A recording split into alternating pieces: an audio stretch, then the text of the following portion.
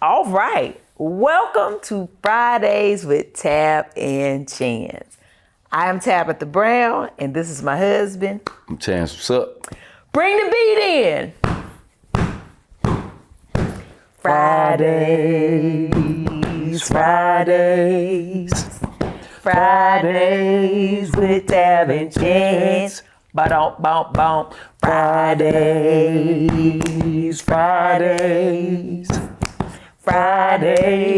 with Tab and Chance.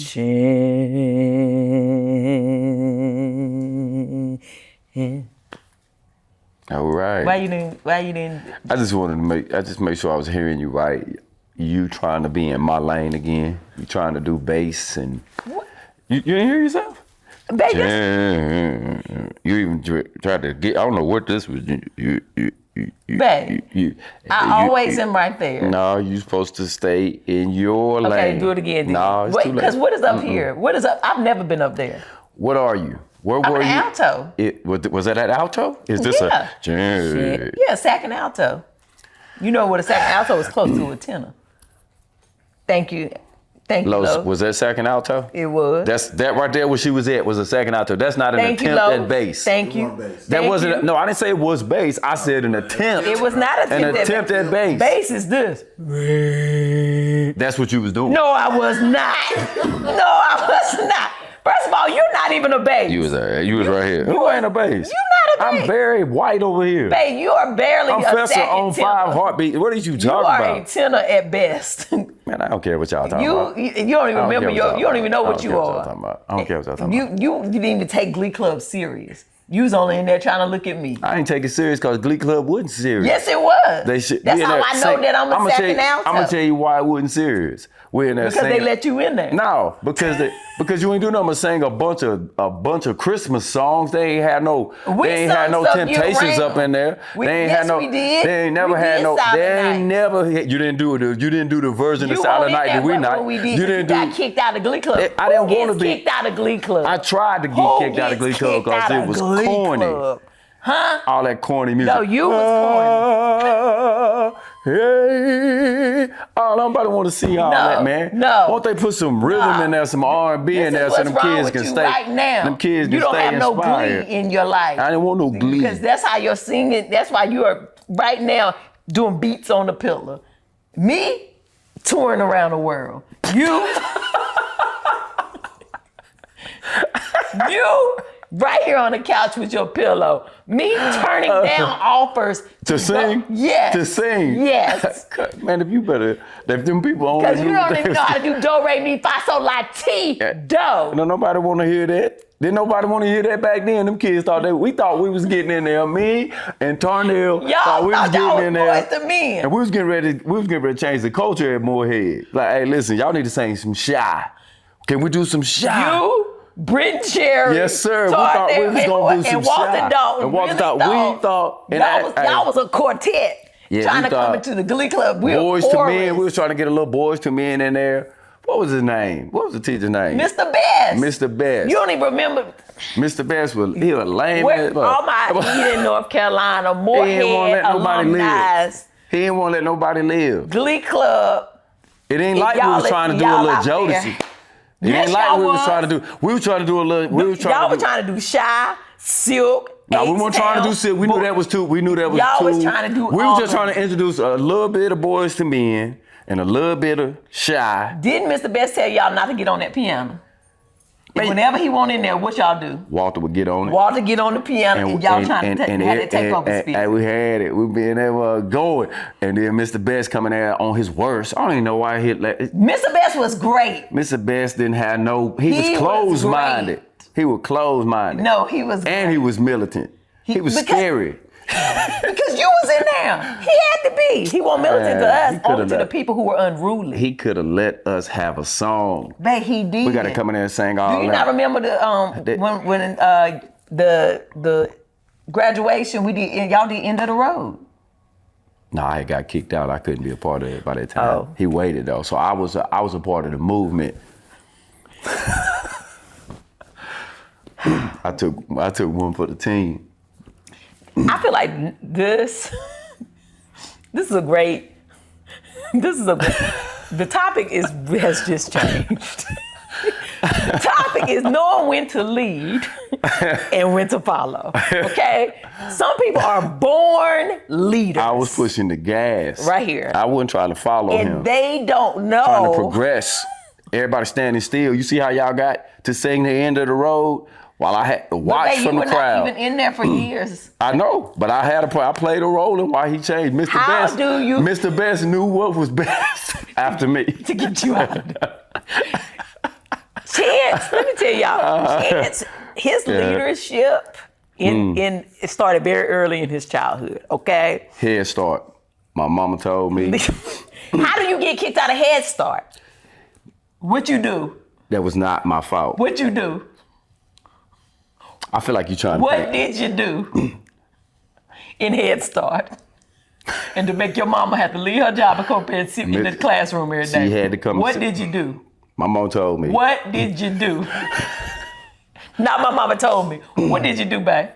Huh? He should have knocked my blocks down. A child knocked your blocks down and you try to knock their block off. What did you do, babe? I defended myself in my personal space. He knocked your blocks over. Mm-hmm. And what did you do? I knocked his block off. What did you do? What you mean? What happened to the little boy? He got popped in the mouth with a block. Chance Brown, okay, has never been one to follow instructions. He is not led easily, no. right? There are people in life who are born, they are alpha leaders of the free world, okay? In their mind, their world, and that's what it's gonna be.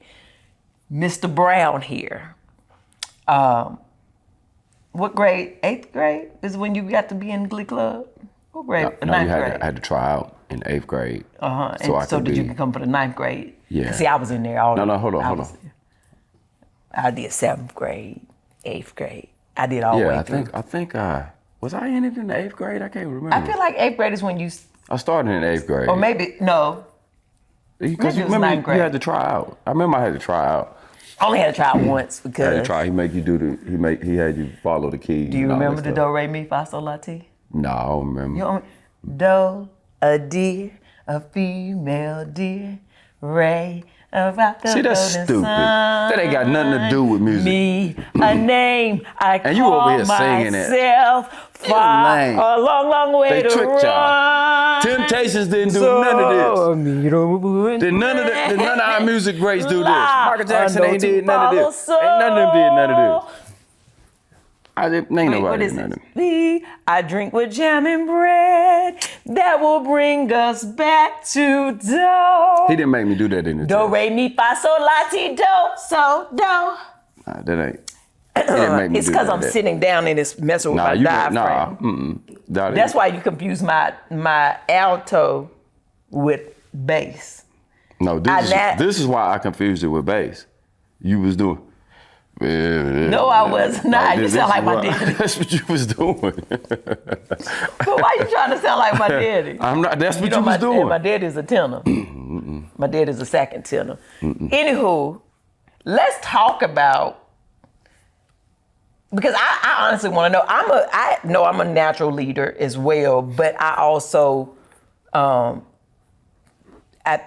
know how to like follow, right? Like when it's necessary, it's easy for me to like, oh, okay, at this time it's not my time to lead, right? Let's talk about how that feels for you, because I admire how much of a real like alpha leader you naturally are. It's really amazing to witness. What does it feel like? Like what do it feel like inside of your body in a room full, no, for real, man, I'm saying in a room full of people, right? Like in class, let's go back to childhood. in a classroom. Though. No, I'm just wondering, like, what does it sometimes I'm gonna let you finish, but go ahead. Yeah. Go ahead. What does it feel like to have to contain that when you can't lead, when everything in your natural instinct is like, I'm the leader? You know what I mean? Like, how does it feel? It's not how you are describing that you see it. Oh, okay. It ain't like that. Some of it was disobedience. You know what I'm saying? Some of it was anger. Some of it was a response. You know, some of it was that. Mm-hmm. And as a result of that and other things is where the leadership thing comes from. Like, I know what real leadership's supposed to look like. And I'm not one to like, if you don't have certain cues, if you don't have certain confidence, if you don't have certain things, I'm not just going along with the program. Mm-hmm. I'm not that person. Like, I can refrain from saying something to be disruptive. And when I was younger, I didn't identify it as leadership. You know what I'm saying? It's like, it ain't what you think. It ain't like that. I don't think you realize how special it is, and the power that you possess naturally. Well, I do, because I've been hearing it literally since your whole life. I've been hearing it my entire life. And I think that played a role too. Where I would walk into classrooms, kindergarten. I remember Miss Robinson. I remember all my teachers, Miss Jackson, all of them. And at some point throughout the year, when we go out to recess or in the classroom, it was going to be said to me that you all these kids follow you. I need you to behave. They all, they look up to you. And I think I remember being about in the 4th grade where I was like, where I recognized, hey, with my buddy Jeep, my childhood friend, Jeep, and others,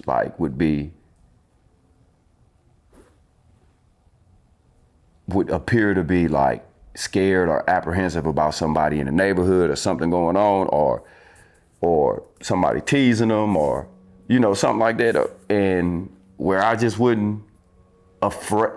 I had the same anxieties or fears or whatever, but I don't know. I just was like not afraid in the same way. Mm-hmm. You get what I'm saying? Like, I'm gonna stick up for myself. Mm-hmm. Like, I'm gonna, and I think it had a lot to do too with my mom would constantly. I remember when my mom would be like putting lotion, or back then it was Vaseline, be like Blue Magic, putting it all over me, and she would be like talking to me. And now they call it something. What is it? She would be telling me affirmations. Affirmations. Uh-huh. They got fancy words for stuff now. Back then, I just be like, my mama talking. But what would she be saying? And she'd be telling me, you handsome. You don't be listening to everybody. You fight back. You don't. It would just be stuff that she would be talking to me, and I'd be listening to her, and I believed her. Yeah, you see, she would point out things, and she just would put it into me. So when I left Price Road, when I left Price Road or Lewis Street, I didn't deflate when I walked out of my environment. Mm-hmm. I actually was, and then I had to prove too. My mom would always make me prove before I could go do something. She wouldn't just let me go do what it. You like, mean? Just go play with other kids. Mm-hmm. Just to go play with my cousins and stuff like that. I have to be able to show her that I can survive and I can sustain. If I came back with my older cousins crying and that stuff, you ain't going no more. Like, you ain't going. Like, no, if you can't be in that room with them and you gotta keep coming to get me, then I gotta come and fight your battles, you ain't going no more. You ain't going. That's good. And it just equipped me to like, I got to know how to fight certain battles. I got to know how to get ahead of things. I got to know how to look like I'm this so that this don't come my way, because sometimes you got to fake it till you make it. You know what I'm saying? Like, you might not be the biggest, baddest person in the room, and I learned in the classroom, in the streets, in those environments, like, too much of this can cause this. Too much bravado and too much of that, I might get my stuff pushed back. I mean, so were you ever in a room scared, trying to act like you weren't? Absolutely. Absolutely. And I remember a whole lot of them. And this is where you learn, though. Because if it's the only room you can get to get out of the room that you bored with or whatever, and you like, and some of those rooms I didn't need to be in. And you still got to learn you got to learn what room is equipped for me. And unfortunately, without a father and a whole lot of male figures and being around a lot of males who are in the same predicament, we end up in the same rooms trying to all figure it out. What we're trying to figure out and the intimate details of that are based on what you're going back home to and what you know what I'm saying, and then also God's hand on you. But I learned I learned what a real leader looked like. I learned what is not supposed to be by trial and error. What is your definition of a real leader?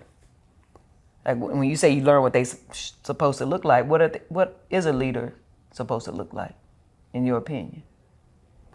I think a real leader is dependent upon, how you define it is going to be dependent upon the role at hand and the environment. That's just what I learned overall. The leader that I was in my, let's say, in my household, I'm not the leader, right, as a young person, right? With my mom, I'm not the leader, I'm the follower. When my mom leaves there and needs me to be there to pay the insurance bill, needs me to ride my bike to go do something for her, those things, I'm taking on the leadership role. So I got to go about it in a way that represents my mama well, right? Represents it and helps our house stay to where we needed to be, right? Dealing with my aunts and stuff like that on the street and friends who may come to the house, it's a different kind of thing. As I got older and I considered myself to be the most confident in our group. I don't know if they would define me as a leader, but it felt like a leadership role in my little group, my homeboys. I had to learn the hard way that just because I'm not afraid and I'm willing to fight, that everybody ain't built like me. So I had to learn. And even though I'm raised in the same community, they not raised in the same household. So I think it's forever changing. And then you got to learn what it is to be a leader in thyself. I got to learn how to lead me before I can lead anybody else. So it's kind of layered. It's layered. It's not. I think if I had to do it, I would say somebody who was considerate, somebody who is able to be to communicate, someone who is able to rational and have critical thinking skills, somebody who is able to be able to process. There's a time to fight and there's a time to not fight, and there's a time to, it's a lot of things to being a great leader and someone who can understand and have foresight of the things that could happen as a result of any decision that you make. That's a great leader. Those are things that I had to learn. I learned from kindergarten from, I think his name was Chris Pruitt. What? My bad, Chris. I ain't mean to, I popped him. I popped him. But I learned that from, that's Head Start, Lance, all of those, from Mr. Best, being disruptive. Those are things that you accumulate and you learn to deal with over time. And then from policing, being in the police world, that came to, I'm like, man, I'm glad that I had all of those things. But I think the leader that you're always talking, that how you identify me is something different. This is what I think a great leader is, right? I think a great leader is not easily influenced. I think a great leader is a great listener, a huge observer, and the best leaders know when to lead and when to follow, right? I think you are 1,000% the hands down the person out of all the people in my life that I know. You are not easily influenced at all. Like, people cannot influence you to do anything, which I think is just such a great.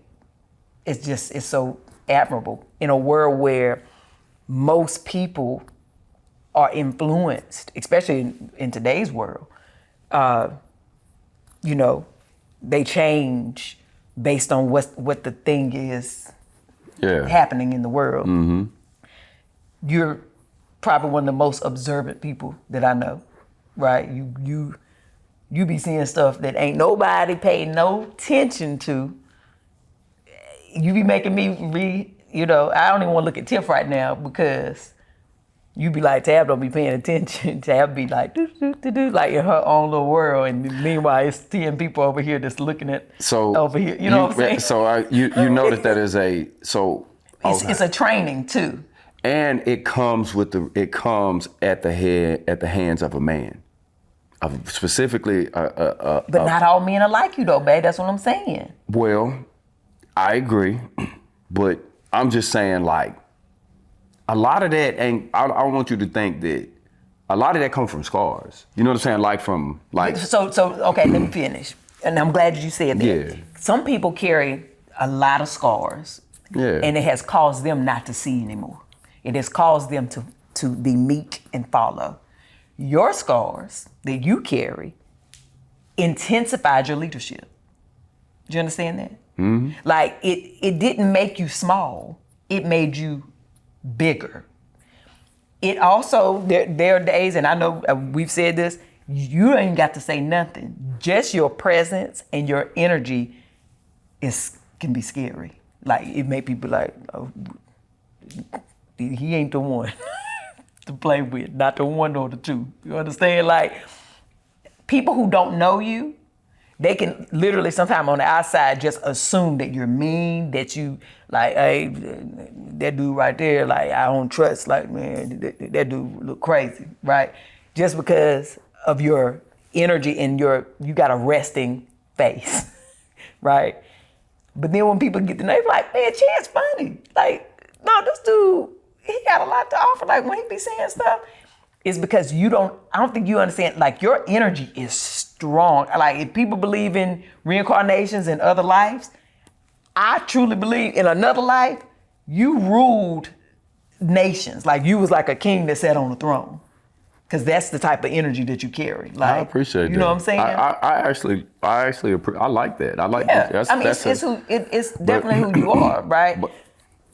And I think that there are also times where somebody with that kind of energy, the fact that you also know how to sit back, sometimes, like, even if you may not be in full agreement on something, you sit back and watch and wait. You know, like, you don't try to take over and lead. You'll just be very observant. That's a leader. Instead of just being like, no. Now, there's sometimes where you that thing and you can't take it and you be like, no, we ain't doing this, right? Yeah. But there's times where there are people who cannot speak up for themselves, or they can be in an environment that is not good for them, and they don't know how to control it. And that's how people get in trouble. That's how people find themselves in situations they can't get out of. That's how people get hurt. And you possess like a thing. You know what I'm saying? So what you're acknowledging, I like it. I like what you're saying to me. It makes me feel good. But my entire life, I was on the other end, like, looking at it like, why won't you speak up for yourself?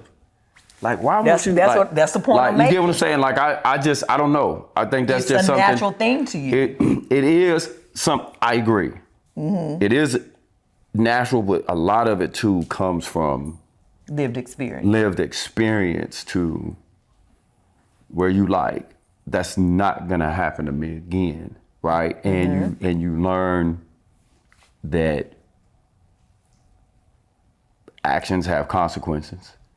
You know what I'm saying? You learn that life ain't fair, right? And you know what I'm saying? You learn all of that. So when I'm talking about awareness and where you say like, look, I'm observant, it's because I learned at a young age that you got to have your head on a swivel. You have 3-4 dudes get on your head. You ain't gonna learn from that, and then you're gonna get down or lay down. And then when you realize that running ain't an option all the time, that you can't. Some things you just can't avoid. You learn now to be observant and to see where my ex is at. Like what kind of people in here, you know. And that energy that you're talking about, for years, I've never been able, everybody has said it. I'm like, man, what are y'all talking about? I'm just in here with everybody else. But I think I understand it now at 47 a little bit better, and I can identify it. But when I walk in a room now, like simple things like eye contact are necessary. I can send a message with like, yo, like, look, this is the kind of mood I'm in, but I'm on some respectful stuff, just with my eyes. And I can see what kind of mood another person is in right now. And I'm like, listen, we have to be in the room together because we got to work or do whatever, we're gonna do this. And it's defined as an energy, but it's sustainable for me. It's something that is like, hey, look, it's necessary. I'm not going to lose my happiness or not get the task done type thing. I don't know. It's just one of them things that I give. And encountering my dad, right, who did not raise me, it made me a believer in genetics, bloodline, and those things. Because I'm like, y'all do have the same type of energy. We have the same type of energy. I will agree with that. Had I not met him, I'd be like, y'all, it's all smoke. This all me. This come from everything that, you know what I mean? Y'all don't understand my background type thing and what my mama told me and what the people in our community, uncles and things like that, who helped raise me. Tank, you know, people, like I don't like to leave people out or bad situations, you know what I mean? In the good of it, good with me or the bad, right? Like, hey, look, there's a reason why I am the way that I am. And, but when I met him, I'm like, oh, okay, all right, maybe there's some truth to this. This genetic thing is for real. This bloodline stuff might be for real. It's like something in your, I bet you did it maybe 5 times, something 4 or 5 times. And him and Chance got the same face, right? But it's like their eye, it's like there's an energy when they not talking. Even when he smiled, you be like, I know at one time in this man's life, he was not the one. Like, it's the same, and he has this air about him. You know what I mean? The energy that he has, like, it's just very powerful. I mean, I feel like the same with your daddy, the same with you. Like, in another lifetime, he probably had some, like, y'all may have even been like father, son in another lifetime too. You know, like that's how similar the energy is. Like that, it's such a, it's very unique and amazing to witness. I've never been able to, I don't want to give nobody the impression that I'm not, like I'm some tough, fearless. I had to live with a lot of fear. I've had to live, you know, with anxieties, you know, just like anybody else, right? But I felt like a victim at some point in my life. So I'm not saying that I've walked around my whole life with my chest out like a king, by no means. But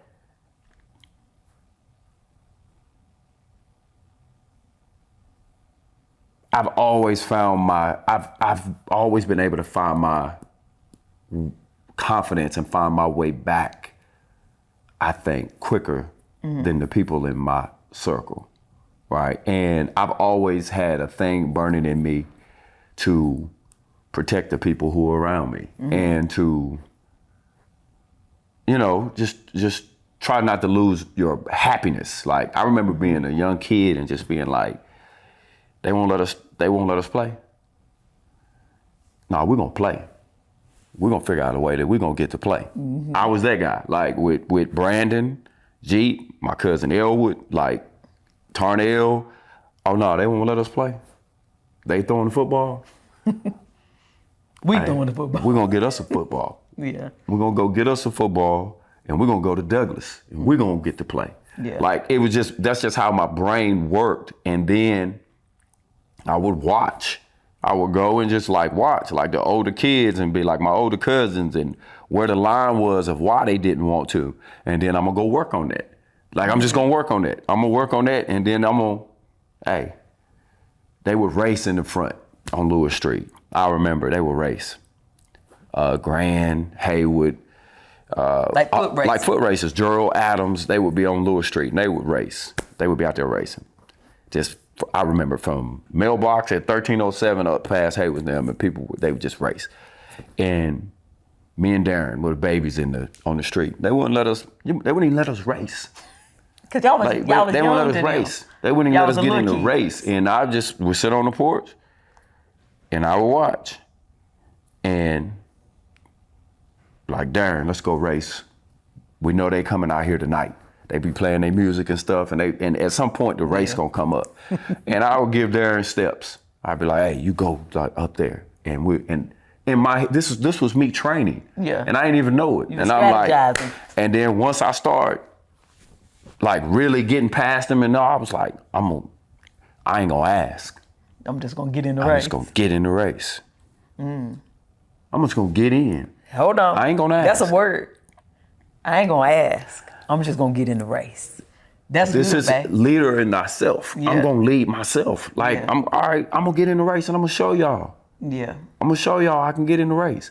And when they would line them up, I would get over to the side and I'm gone. Did you ever win? Every damn time. You beat Haywood? Every time I'm on their hip. Haywood was hard to beat. I walked Chuck down, I walked Gerald Adams down, then I went up the line. And then by the time it's time for race, because I could never beat Big Cuz. That's Haywood, y'all. Yeah. Could never beat Big Cuz in nothing. He got too cool. And then he dating the girls and all that. So you didn't get to get your chance. No, you can beat him now, though. I'll smoke his ass. I'll go get him right now. Same thing on the basketball court. It's the same thing. You know what I'm saying? Like, I would watch. Tank wouldn't let us play. I was one of the first kids that got to play with the older kids, with the adults. At 6 o'clock, all the kids got to be out. Yeah, that was a good And you have to be 16 or older to be in there. And first, Tank would kick us all out. I begged. Tank, can I just watch? I knew what I was doing. Yeah. In order to go throw the football, you got to get out there. You got to be able to catch that ball when they throw that thing tight and right. And if it hits you in your chest and you, man, get out the way. Yeah. If you do any of that, you can't even throw the football. Yeah. So I was an observant kid. Like, I'm gonna watch. Great then I'm gonna take this. Great observers. Then I'm gonna take this. I'm gonna take this and I'm gonna go. And I'm gonna figure out a way. And I'm gonna teach my homeboys, Jeep, when you throw the football, you put your hands up on the little seams of it. And when you throw it, your fingertips, I remember I was that kid, like, no. We're gonna go and we're gonna get in. I'm gonna get in first and then y'all gonna get in and we're gonna be ready when we get in there. And when I got in at 14, Tank let me play. I got kicked out. And I learned, why am I getting kicked out? You learn. You get what I'm saying? Yeah. You learn. And I just was that person, and then I would take it and share it. I would take it and share it with my little homeboys because they was there for me. This was my community. These are the people that we helping each other, like my older cousins. So I would take it and be like, hey, look, man, this is what we got to do. When you get in there, you can't be crying. You can't be. And then you get in the room, you got to be quiet first. You're not observing the same thing on your journey in life, because at some point you start to catch up with the older kids. You start to catch up, and age starts to be less of a factor being fair and carving out your space that space starts to get smaller. Then people start fighting for space. Then people start fighting to be seen. And then people literally are fighting.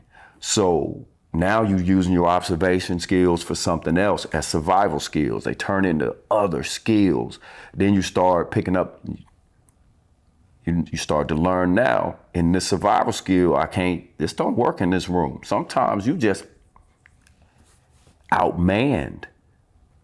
But see, being outmanned in the physical form and being outmanned in the mental form and being outmanned in the resource form, you start learning how to use all of that. And then you start learning how to be a great leader. You start learning, man, just because I can survive here, my homeboy, he can't survive here. And if I truly love him and don't want him to be hurt, I got to watch how I manage. I can't take this in Winston-Salem. You know what I'm talking about? I do. I can't take him into this environment where he can get killed. But in order to sustain in this environment, I have to be able to move a certain way. So I got to create separation on him. So being a great leader is also knowing who your flock is and knowing who your people that you love is and learning how not to put them in environments by your own need to be admired, your own need to be. Those things are things that I learned from trial and error that, you know, I've never really had to vocalize, you know what I'm saying? And why I move the way that I move. But all of those things also led to how I fill out this resume, why I fill it out, how I lead my household, why I gotta refrain from getting into a confrontation at work, why I gotta be able to look down the road for longevity and long term and why it's so important to me now, you know, and why I'm always referencing legacy. And you know what I mean?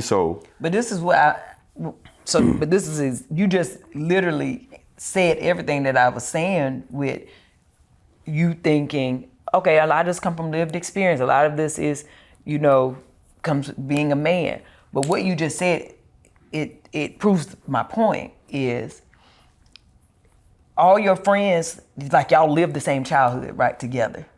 But you were yes and no. Well, for the majority, I'm saying in these circumstances or these situations that y'all would be in, right? You were still the one that observed and came up with a plan. You still were the one that said, oh, I know my homeboys can't survive in this situation. I ain't gonna take them there. That's being observant and being a leader naturally. They weren't doing that for you. You know what I'm saying? You might have had one or two that be like, hey, Chance, people want to fight, so we don't need to go over there, that kind of thing. But it has been a natural thing for you that possesses you. I agree. I do think that God designates certain people with certain things. This is what I'm saying. There's some of us I agree with that really are born to lead, right? And there are some of us who are born not to be necessarily a follower, but to soldier. I like to use the word soldier. To be a soldier, to be part of the makeup of the world and get delegated to do certain responsibilities, right? I believe that I'm a leader. I believe that like I am a natural leader. Yeah. But there have been times where I did not use my leadership. I allowed myself to be influenced. I allowed myself to be scared into hiding my truth. I allowed myself to conform. There's a lot, and I really do feel like my daddy is a leader, right? I believe that. But my daddy does not have the same like energy that you have, right? As much as I was afraid of my daddy as a little girl, not in the same way as like the energy that you have. You know what I'm saying? Like I was scared of disappointing him. I was scared, of like getting in trouble, but not at the height of like, man, my dad might kill me. Like, you know what I'm saying? Like, it was just like, man, I don't want to disappoint him and I don't want to get in trouble kind of thing. But my mother was not a leader. And she was just such a sweet spirit and she led with love, right? And I feel like that, genetics are real, right? I have a little bit of both of them inside of me. which I saw my mama conform. That's how I learned to conform, right? I saw my mama code switch. That's how I learned to code switch. Like, oh, we got to make ourselves small in this space. Okay, I'm going to do that too. Where with you, I've seen your mama make herself small in a room. Yeah. And it burns you up. Yeah. Right? That probably burned you up even as a child. Yep. For me, it didn't. I was like, oh, that's what we supposed to do. So this is where, you know what I'm saying? I remember so I had this conversation with my mom when I was a kid. There was a person in my childhood who tried to make me say yes, ma'am, and yes, sir. Mm-hmm. And I refused. And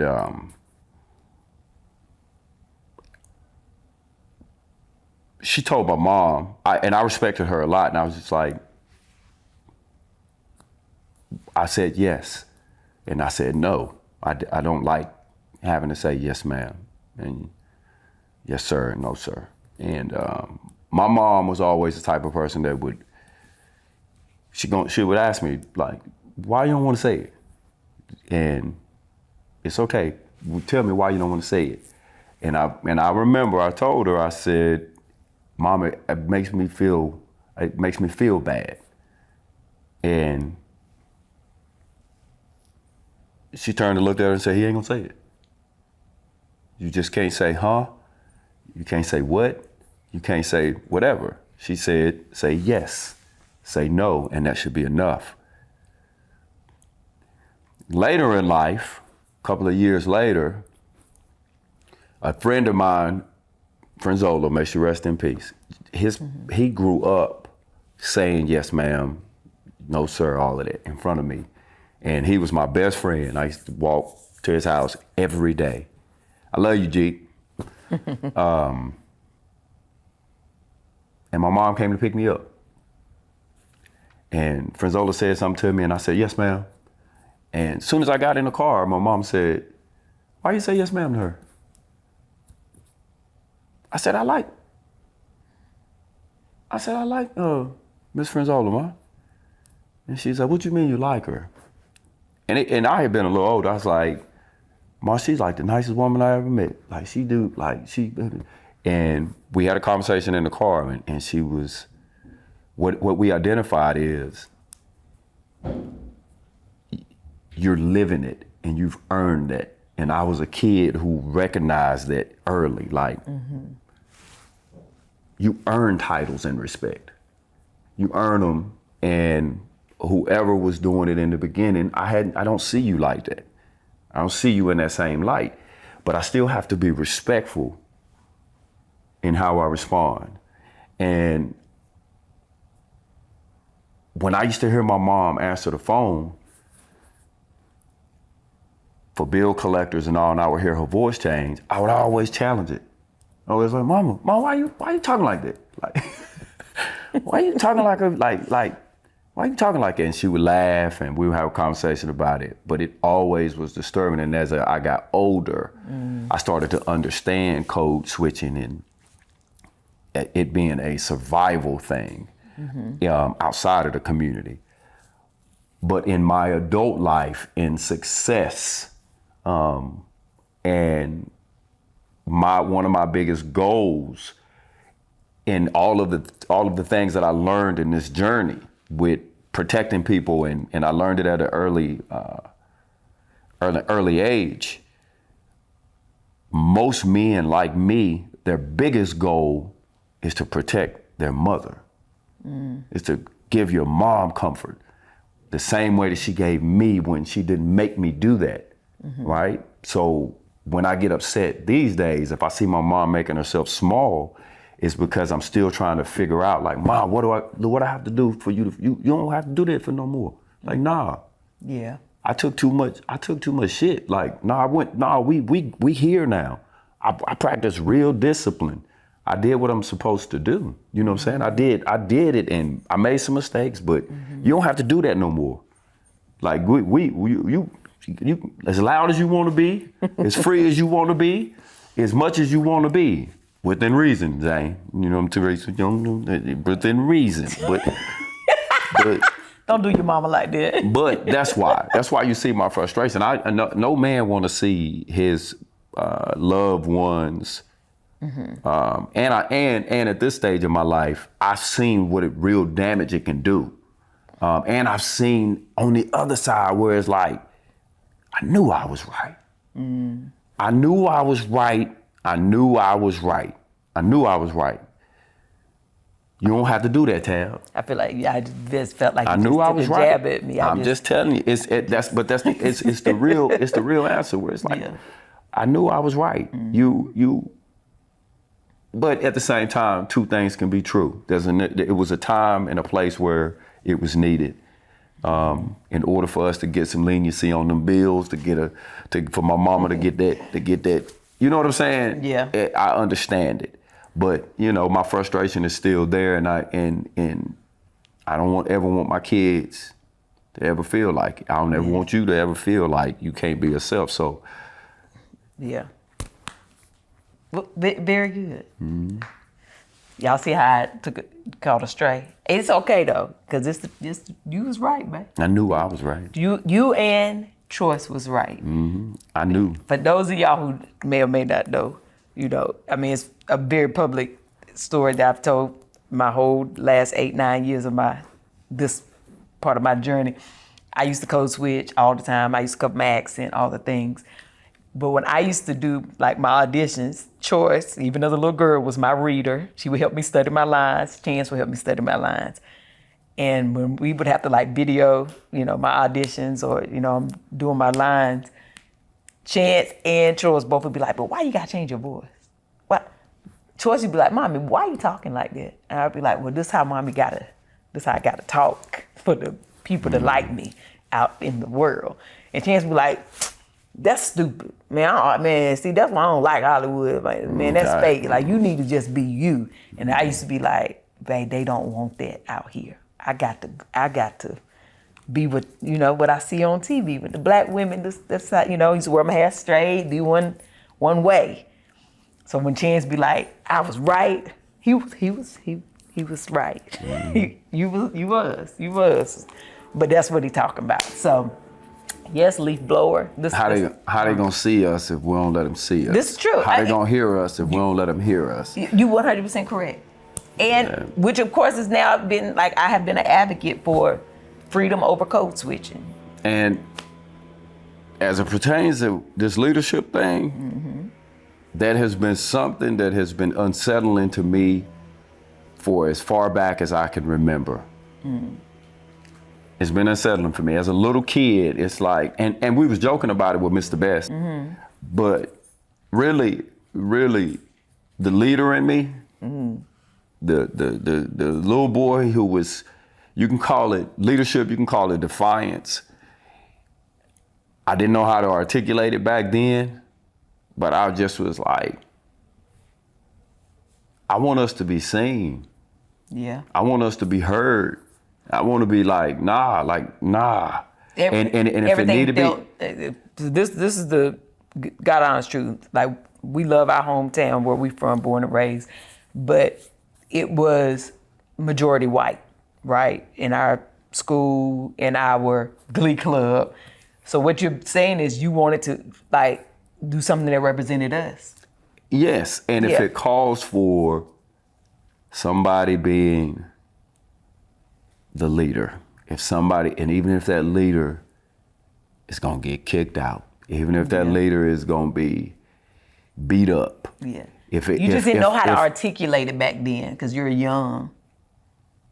But I would not change it because an accumulation of those things that people call are failures, that my people that I was doing it for, that didn't do it, that didn't step out and say, hey, look, man, we ain't gonna be scared of him. We're gonna go up here, he not gonna bully us. It's 1, 2, 3, 4. It's 4 of us. He not taking your stuff today. And I'm gonna show y'all, I'm just as afraid. I'm gonna swing on him first. You get his legs. Wait a minute, hold on. Look. I need you to listen to this. I need you to listen to this. I'm talking about physically taking lumps, okay? Physically taking lumps. And then I'm gonna go to Mr. Best. Mr. Best, if it calls for me to get the reputation of being a disruptive person, we keep talking about this and singing in your basement, Tarnell. We actually sound good. We can go in here. I'll just say something to him. I'm just gonna say something to him. He gonna kick you out. Remember, he run a tight ship. Man, you really wanna do this, and you can sing. My boy Tarnell Scales could sing. Yeah. All right, bet. I'm gonna go in here and say, hey, listen, I go in here. If he don't do it, then I'm gonna disrupt this class every chance. Hey, man, we want to sing boys to men. If it calls for me to get a bad reputation, if it calls for me to do that or get kicked out of the class when that's really not my passion was to play ball. My passion was to do some other things. But I see that, to me, those helped me build my leadership skills. I learned how to maneuver in life, but also I wouldn't change it because that's what being a good leader is. Being a leader sometimes you got to be first. You got to be the first one to lead by example and to be willing to deal with the consequences of that being a leader. That's just what it is. That's just how I look at it. There's worse things in life than failing. Oh, 100%. There's worse things in life, and for sake of what our brand and our show is, I'm gonna leave it right there. Oh, Lord. Because I could go down a whole nother rabbit hole, but I think that being able to learn by yeah, experience, right? Yes. Because as much as you had good intention, your approach was not right. Not always. Right? Not always, but sometimes. So for this scenario. Yeah, and for every for the times. Yeah. Well, you feel me? For what the times that I grew up in, some of this was appropriate. But and that's why I'm always like not so quick to just say that it was all in like genetics and it was just times were different and how you approach things were different and what you had to do. So it's no judgment on this generation or anybody else. It's my situation was different. But I'm just referring to like you're saying, you wouldn't change it. And of course you shouldn't because that's how you learn, right? But there are times where as a good leader, we must know when our approach was not the right approach. Oh, yeah. Right? So, because there could have been a great way of saying, like, going to Mr. Best and saying, hey, can we talk to you? Like, we did that. No. He didn't want to let us do it. No, you didn't. We did. We did. No joke. I'm serious. Now, and I promise you, I call Walter as soon as we get off of here. Mm-hmm. We did. And he said no. Mm-hmm. Obviously, at 47, I'm going to I can't remember how we did it. I don't know how, you know what I mean? But I remember we did go to him and ask him if we could do some other stuff. But I do remember some times that he let Walter come and do the piano and do some music and stuff. Yeah. But I think that if you had stayed the course, right, you probably would have made an even bigger impact that if you were, but you said something that was important. You weren't passionate about it. Yeah. Because sometimes our passion is what drives us to stay the course, right? Your passion was basketball. For me, my passion was performance. So I stayed in the Glee Club and did all the things and, being in theater and all the things, even when I was teased about it or made fun of and bullied and all the things, because I was like one of the only black kids that did like theater. And I look back on some of those things and I'm like, well, that was my own way of leading. Being a leader in my own right, in my own body, in my own mind. I went through my hippie phase of I want to make my own clothes. I want to wear, I want to thrift. I want to wear different stuff that nobody else was wearing. And man, I got ripped to shreds. By everybody but who? Except for you, baby. I was right then too. Told you I was right. A good leader. He ain't got to be humble. A good leader don't have to say when they were right or not. They ain't got to say that. Sometimes they need to say it, though. Sometimes they need to say it. But baby, what would you write about? My outfits look good. Yeah. Just saying. Anyway, I won best dressed senior year because I was out here. Me and Nicole Dillard, we actually tied, but we still won. You made me lose my train of thought. I'm in perimenopause. It's all right. I think the people got the point on the leadership tip. The point of this today was, because it wasn't originally the topic, but it was so perfect because as a good leader myself, I know when to lead and I also know when to follow. And when there's a good moment, I'm like, you know what? This is a good moment to lead with, right?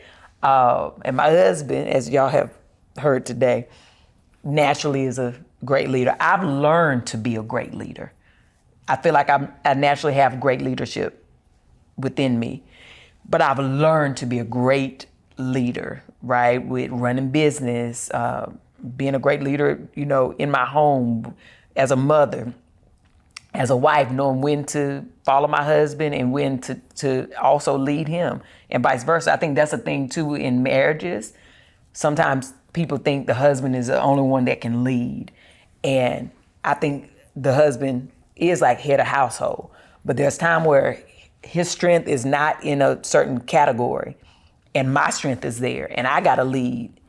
And that makes us both great partners, knowing when right here, I need to take control because this is not my husband's strong point and he needs help here.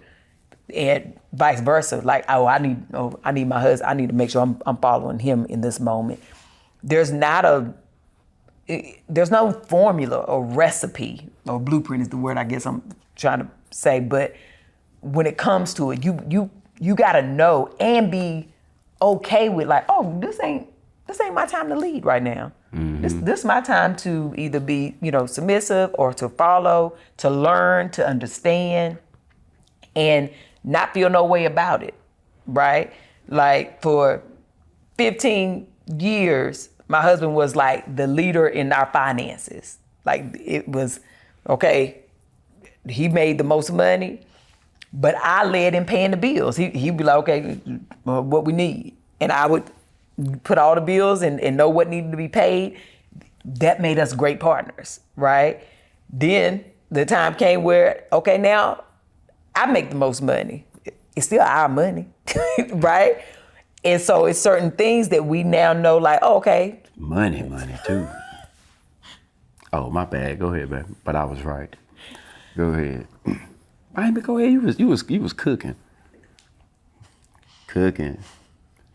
I be being petty like that because you know what? Because there's so many people who try to trick you out of try to just trick you, make you feel some kind of way. His money, he living off his wife's money. Yeah. They be trying to trick a person off their success, and I just had to man, y'all tripping. You think somebody gonna fall for this? Go ahead, babe. You was cooking. Go ahead. Babe. That's like telling the kid, say man, boy, I'm sorry, man, I got a little petty. You might have to edit that too, but just a little petty. You know what I'm saying? That's a little petty. I'm just thinking about. What does that have to do with what we talking? Nah, when you said that part about the money and everything. And Lowe's over here co-signing. Yeah. Cause these people you let your wife, man, out on the road all the time. You let her. I don't let my wife do nothing. You seen my new car? You seen my car, boy? I don't let my wife, boy, she need that, baby. What you need? When you leaving? What you? Girl, I'm gonna leave this house. You go ahead. I'm gonna lead this house. I'm gonna lead it. Stop. I'm a great leader in this house. And people be trying to trick you out of here. Boy, they crazy. Think I'm stupid. All that hard work and stuff that we done been through. You think, yeah, man, I ain't did all this for fall for that crap. You think, go ahead, man. Get it out, man. Go get it out. Go ahead. You've been holding it in. Go ahead. You done. Yeah, I couldn't have no wife that was on. I don't know how you do it. Yeah, I bet you don't. As I pull off.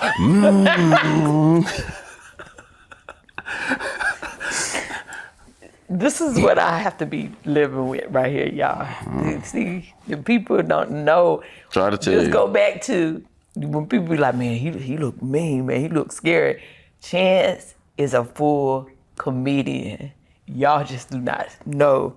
He only show y'all what he want to see. Every now and then, the foolery that I have to live with comes out to the public, okay? We, the people here behind this camera, Carlos over here going, we know.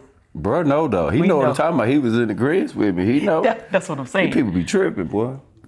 I don't know who the people, they be saying stuff to you, tripping, man. They be tripping, bro. What? What?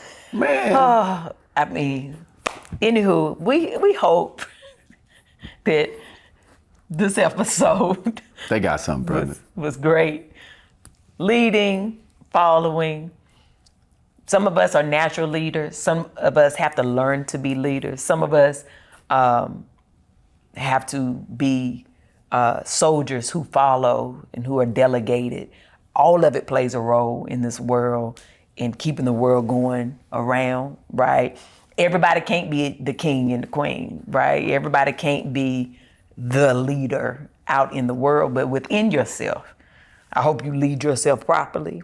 I hope that you know how to lead and to follow to make your life complete and to make yourself feel whole. And I hope this conversation helped start more conversations in your family and in your relationships, knowing that it's okay for your partner to lead and follow sometime. So, anywho, I think I had some other stuff I was gonna say, but Chance threw me off, and I'm a woman of a certain age. Carlos, if you fall off that chair. We all right. I'm a woman of a certain age going through the perimenopause, and if my thoughts get interrupted, I can't remember what I was gonna say sometime. So God bless y'all. Thank y'all for tuning in. And until the next time, honey, y'all go about y'all business, all right?